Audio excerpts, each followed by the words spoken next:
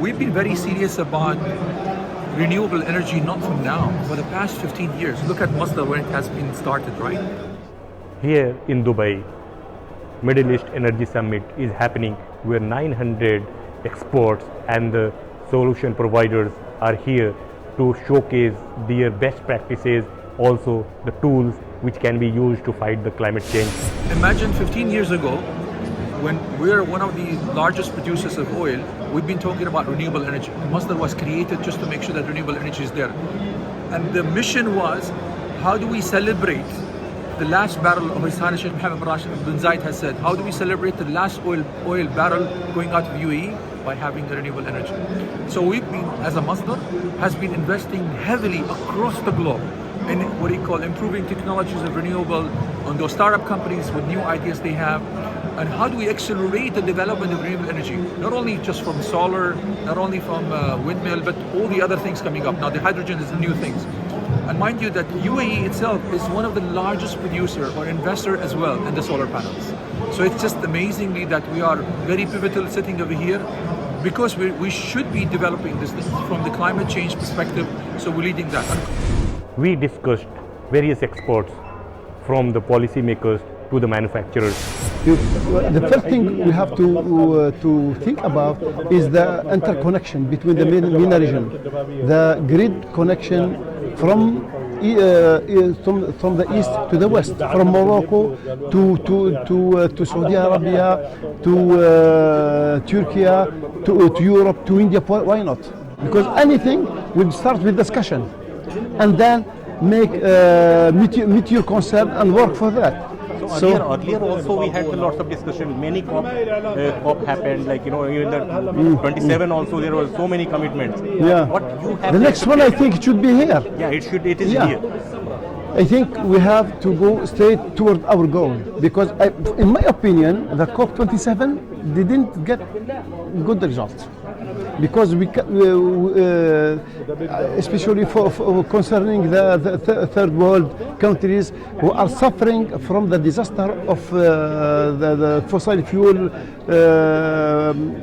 How to say? Climate change. Climate change. They are the most concerned about the changes, but unfortunately, until now, we are just speaking, but we cannot see something on the ground until now. And I hope the next one, in the UAE meeting, they have to make the point, to make it clear. The industrialized countries, they have to manage to find a way to help these countries. For the next COP28 here, I think we have to make a definite points that we have to discuss and to solve. Not just speaking, but we have to find real solutions for this problem. There is a requirement for the localization. So we as a Saudi manufacturer, we are making a localization for this product to be in line with the Kingdom vision. Also helping the CO2 emission reduction, because you have in-house manufacturing in Saudi Arabia to support the vision of 2030. Also our factories is powered by solar system. So this also can help in the CO2 reduction. Here, many experts from the Africa also were present. They were more concerned that how the COP27 can be translated to the COP28 in results. From Sierra Leone, the entrepreneur, he was here to show that interest, that how the UAE can be the reliable partner and a contributor in supporting the African sustainable development. And the Middle East Energy is a great platform where the problem can be shared and the solution can be offered. And this is the right platform also where technology and innovation can be also be represented far-fetched. So make sure African can also benefit from the revolution technology that's currently happening globally.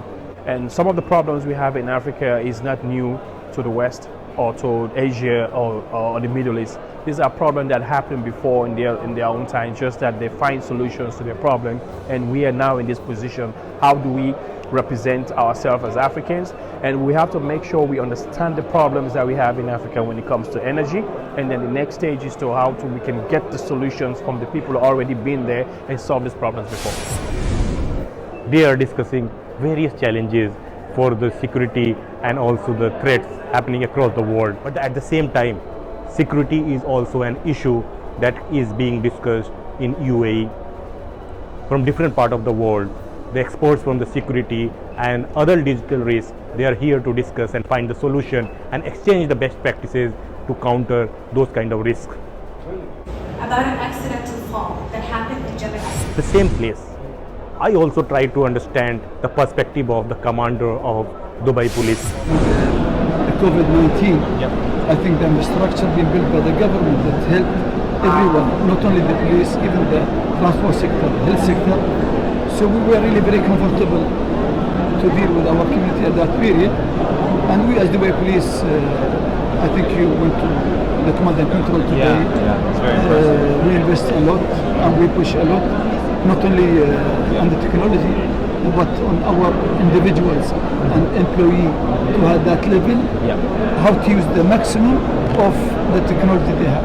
In Dubai we have around 200 nationality living in Dubai and over 6.2 or 100 million, we have around 15 million visitors coming over to Dubai. So we came up with an idea that the smart police station that could be available for everybody. It doesn't matter the language, who is he, where is he living. It's easy access to reach the police. The other issue that we are pushing, to be honest, that using the drone and the drone box instead of implementing a lot of police patrol cars, a lot of individual. So we started with this strategy. I think we have some of them around the city here, which gave us really a tremendous result by responding time to 1 minute 30 to 2 minutes. I have dreamed that to have a number zero, that no one would like it in business or whatever, but we as a police force, we would like to see zero crime, we would like to see zero fatality, we would like to see zero accident. I mean, number zero is our target.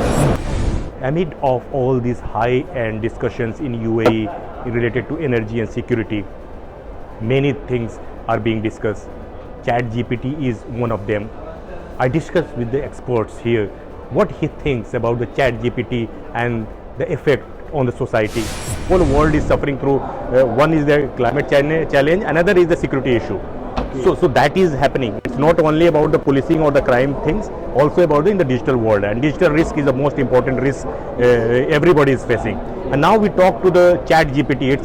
It's a very new emerging things, and people are apprehensive about how the things are happening. So ChatGPT, what is existent is not a creative solution. The creative solution is usually out of the box. So out of the box is not anywhere now.